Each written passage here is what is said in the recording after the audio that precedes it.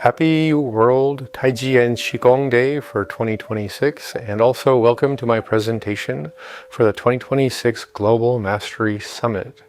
Warm greetings from the Dreaming Elephant Taoist Hermitage in the mountains of British Columbia, Canada. My name is Dr. Michael Smith, and I've been practicing Qigong and martial arts and meditation for 48 years, and I've been a practicing doctor of traditional Chinese medicine for 30 years. It is an honor to be included amongst such gifted and skilled practitioners and teachers, so thank you for allowing me to join, and I hope you enjoy the presentation. Today I will be sharing a story about my first meeting with a living master of Taoist practice, and receiving a teaching on embodied spiritual warriorship that was kind of hidden within a calligraphy lesson. I invite you to join me on this powerful living memory. Let's enter into this conversation in a sacred way, either seated or standing, to open into our connection with the energies around us and with our practice.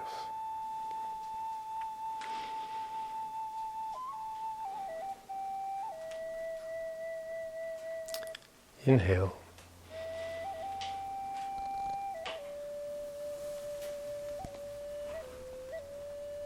Exhale.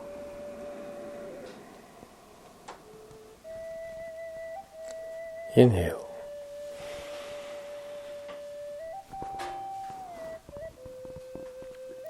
Exhale.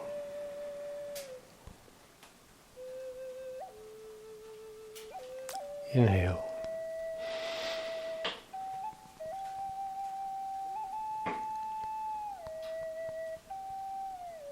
Exhale.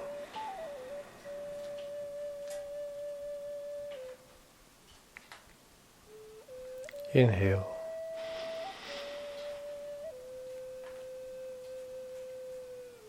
Exhale.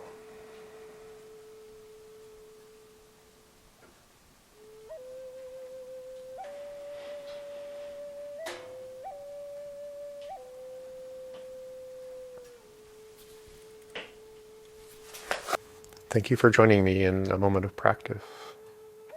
So imagine that you're about 18 years old and you're a very highly inspired and focused martial arts student. You practice Qigong, you meditate, and you find yourself sitting in a stranger's house.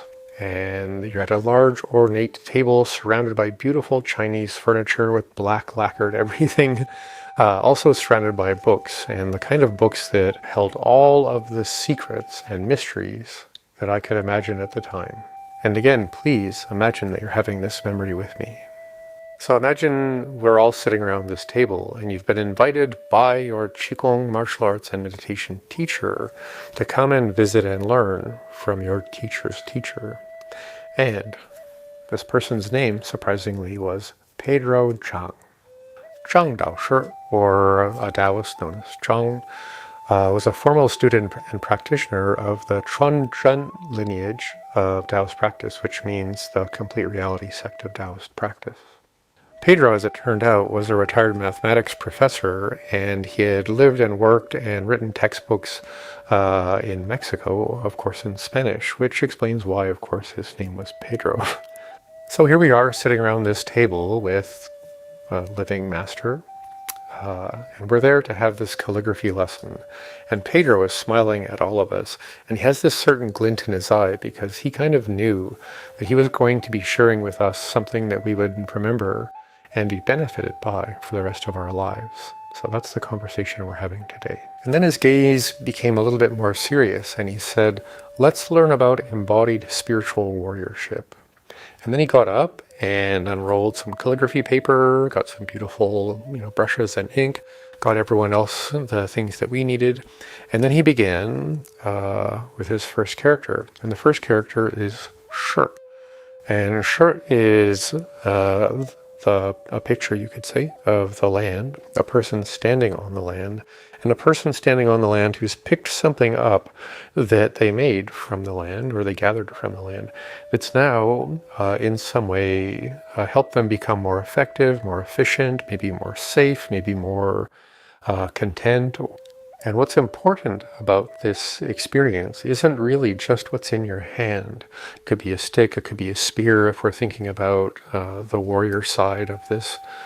But it's actually the time it takes you to learn how to use this. Now, we can have two ways of imagining this. There's a person who has a spear because they have to protect their village and they have to get good at using the spear to protect their village.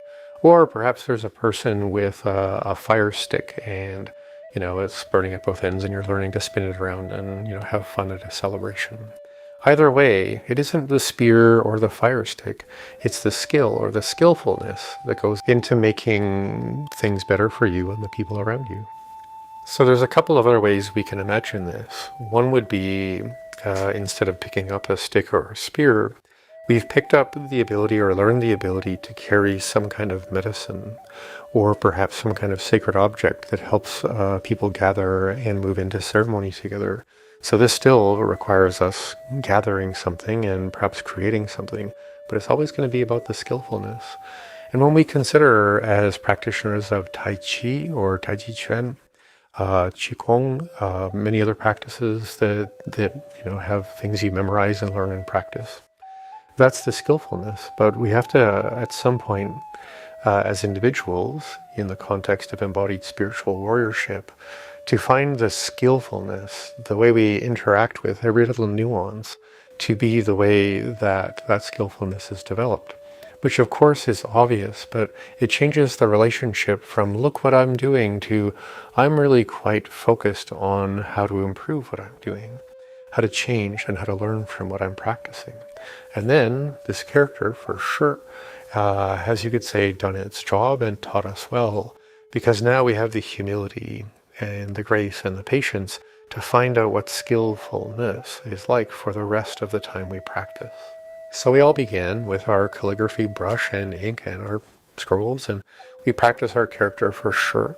With Pedro's guidance, we were all meditating on shifting our relationship with becoming skillful from being performative and or famous and or dangerous and or something to humble and curious and respecting all of human history in the endeavor of becoming skillful. And when we chose to meditate in that way, all of a sudden our calligraphy, and if you're imagining yourself joining us today in our memory, that would be the experience of don't worry about how the character looks, feel into the skillfulness of calligraphy.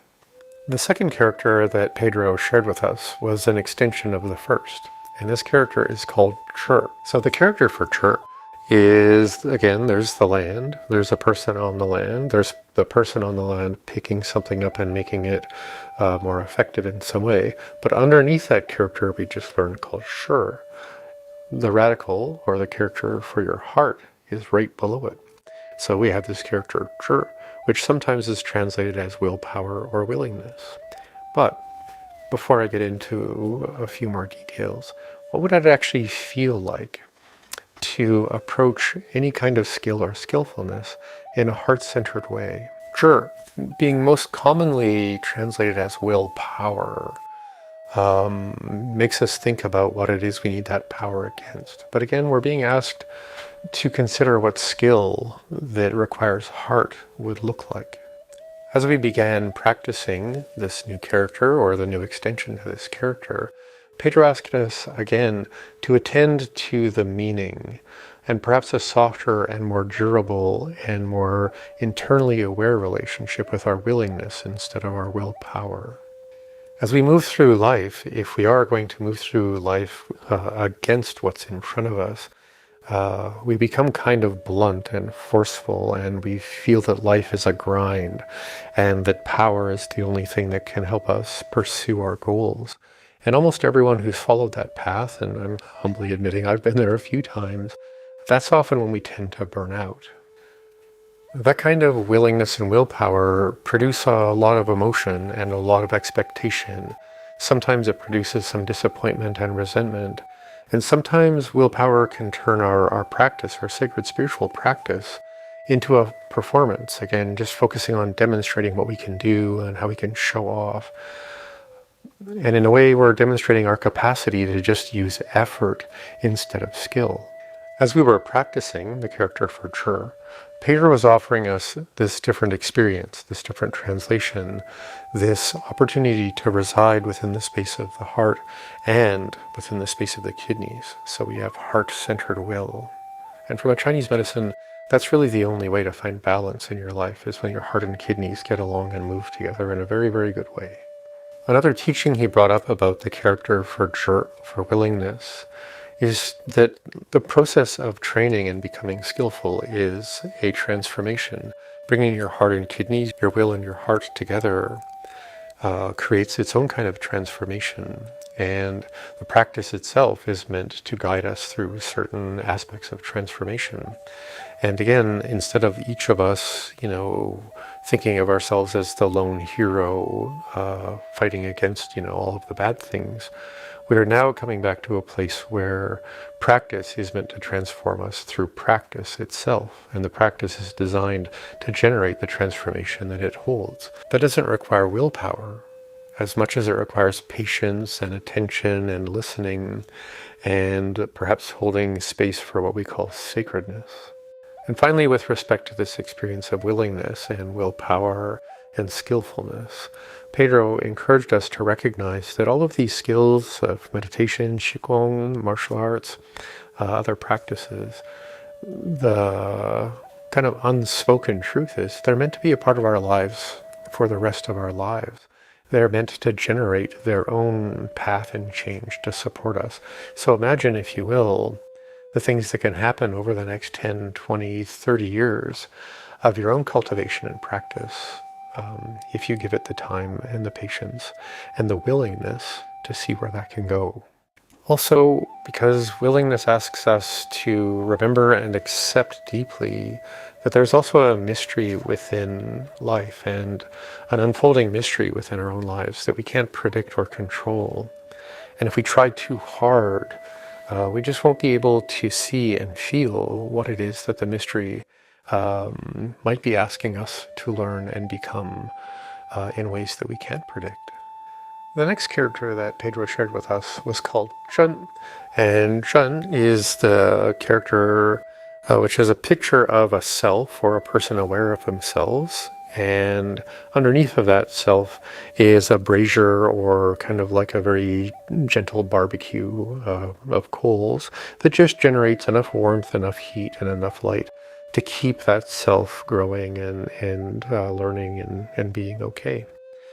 And then above that is a radical that describes what it would be like to make something like a carved, say, spoon or something that has a kind of beauty to it. It took a certain amount of skill and willingness to make, but now it is a more refined utensil or a refined tool. Sometimes that's also very close to the character for a flower and its beauty. So in a playful way, and I love this character for this teaching because the character implies truth, authenticity, something that always comes to light in life as what obscures us from that light goes away. So imagine this in a perhaps more playful way.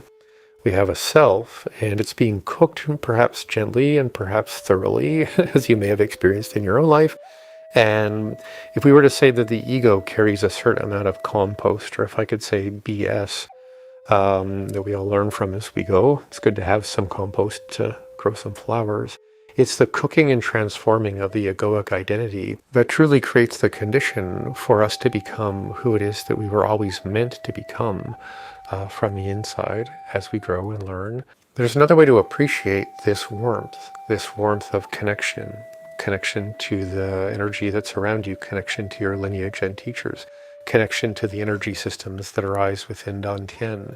All of these different kinds of warming are available to help you generate your practice, to understand what's going on deeper within the systems of the body, but again, in a very slow, warming, and gentle way. And one other thing that comes to mind about Shen, about authenticity, that I'd like to share. I've been a teacher of inner cultivation practices for about 40 years. I've been a clinician for 30 years. And the reason I'm bringing that up is I've had the beautiful honor and experience and gift of watching many people, other students or patients, go through this process of becoming themselves, going through the process of transformation, perhaps either through spiritual practice, or you could even say the fire of chronic illness, and how much that brings us back to who we really are and who we need to be to face the more difficult things that we might meet in our lives. So we all began practicing this character, which is a little more complicated than the other ones, so it took us some time. And it brought up another very beautiful lesson about this idea of Chun and authenticity, and choosing to be aware that this fire of transformation has to have a place within our lives, a place within the way we hold ourselves to be a self. And that fire also has to include not just transformation, but loving yourself for who you are and how you got here. Having self-acceptance in that generative and potent way that can only happen when we embrace our good human heart. And a good human heart is something that we're all born with, or perhaps we could say 99% of us are born with, if you like. And Pedro also reminded us that one of the most important aspects of practice, from Qigong martial arts, the profound endeavor of meditation, is the nature of a good human heart, and that it always includes being a bit playful. When we allow a bit of playfulness to come back into our practice, we allow ourselves and our practice to be less serious, less concerned with what others think. When we regain our good human heart, we regain a sense of acceptance and a quality of being allowed. And being allowed to be who you are, to be acceptable, and to be sometimes unacceptable, which is a bit of a conundrum, is just an essential part of how we can grow. When we are allowed to truly grow, now the unfolding and the becoming of our practice can build its own momentum and take us on the path that we've chosen, perhaps as far as it can go. It is so essential in embodied spiritual warriorship to recognize that we're on a journey, and that it's important for us to enjoy the journey, to be grateful for the journey, to really engage our practice for how it anchors us along the entire path of our life. And I think it's fair to say that without a sense of play, we might forget how to pray, if you don't mind me having some fun with some rhyming. The fourth and final character that Pedro or Zhang Dao shared with us on that day was the character for Zheng.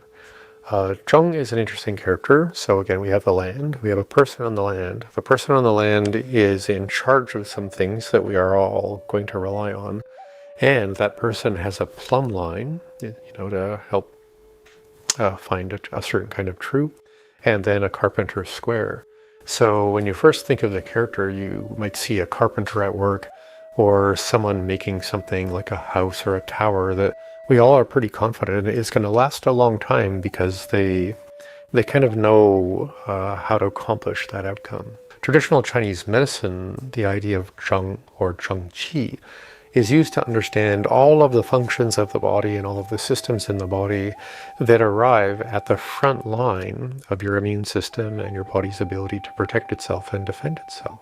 In fact, in modern Chinese, the translation into English for zheng qi is anti-pathogenic qi, the part of your qi that fights viruses and illnesses and repairs wounds and things like that.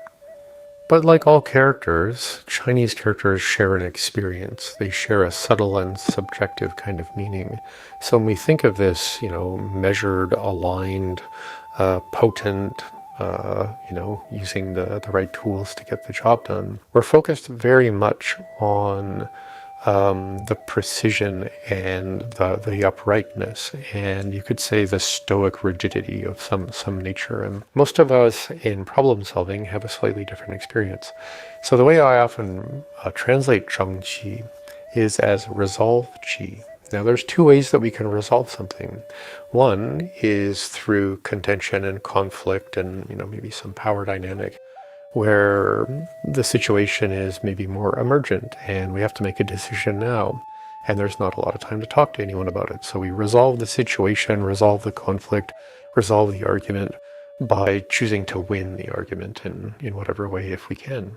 And I don't think life is meant to be all about that. I'm fairly certain that we need a little bit of that. But I like this other version of resolve chi. So imagine that there's people in some challenge and they need to resolve something.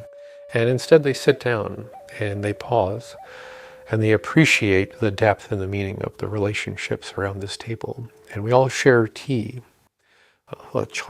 so that we can remember that we're all in a way a part of some collaboration, a family, a group of intentions that are shared. And after having that moment, we might each speak to and then listen to each person's relationship with this, potential conflict or argument. And in that way, when we choose resolve as negotiation, resolve as listening and then speaking and then listening and then speaking, it changes very much our relationship with this idea of embodied spiritual warriorship. Because now it isn't about the club knocking everything out of the way to win and, prove it's powerful, and I have skillfulness and I have willingness or willpower, and now I've got authenticity and truth, and now I'm going to use all of that to take over and be powerful in that way. And that's usually the most dangerous and short-lived kind of resolve that we have in life, in our work life, in our relationship life, and especially in our spiritual life. With this imagined or remembered calligraphy class, we've each been given 4 teachings. And if we take those teachings as something hard, something literal, something that we're responsible to get right, we may have missed something, because these 4 teachings are meant to be mirrors. And as mirrors, they just help us reflect on what our learning is like and how our path is going. And if we remember these characters, these teachings, these mirrors every once in a while, these teachings will help us all overcome the obstacles that we naturally are going to find along the way. When we think of the experience of authenticity or truth within the practice of Tai Chi or Qigong, we're given an opportunity to do our best, to do what is true to what we've been taught, authentic within our lineage, and all of those metrics or measurements that give us that sense of an objective truth. But there's something authentic within the way we practice these systems like Qigong and Tai Chi that is uniquely authentic if we're willing to do a really fun experiment. And that experiment would be, instead of beginning the form the usual way, as we all may do of a Tai Chi form, we're beginning and then this and then this and then this. One of the most beautiful lessons I received long ago from a teacher was, and he had said, the next time that it's time to practice, just stand. Stand in your ready position and wait and invite the form, the practice, the exercise, whatever you're learning. Invite the lineage, the ancestors. You can take that any way you like. And wait until the form starts to play, you like the instrument. And there you are, moving as if someone else is making the choice. And as you move into perhaps something specific, you're playing with principles. There's silk reeling, there's fang song, which is a specific quality of release and relaxation and structure. There's so many nuances within these traditions of cultivation that we practice them and get them right, and then we get out of the way and they show us what the right way to practice looks like. And this makes that transition from being skillful to being willing and heart-centered to being authentic to all of the components that we're learning and might be responsible for. But also remembering that on the level of authenticity, the practice has already completed itself. It's up to us to get out of the way in whatever way we might be for the practice to become completely itself, for itself. And this, my friends, is the experience of becoming an embodied spiritual warrior and finding the nature of warriorship. Because a warrior is on a roll to create the condition for peace amongst everyone they can. It's only the soldiers who have to train for the violence all of the time. Now, a warrior was once a soldier. So, I'm encouraging you, myself, anyone who hears this or sees this, to consider that embodied spiritual warriorship is a path of external and internal peace. And when we find ourselves in contention, we're going to learn a lot more about how to discover that inner and outer peace. So thank you very much for joining me on this conversation about embodied spiritual warriorship and calligraphy lessons with some long ago living Taoist masters. And once again, happy World Taijian Qigong Day. Happy day. And I truly hope you enjoy the rest of the presentations in the 2026 Global Mastery Summit. Thank you again, and I wish you all the best possibilities in your life.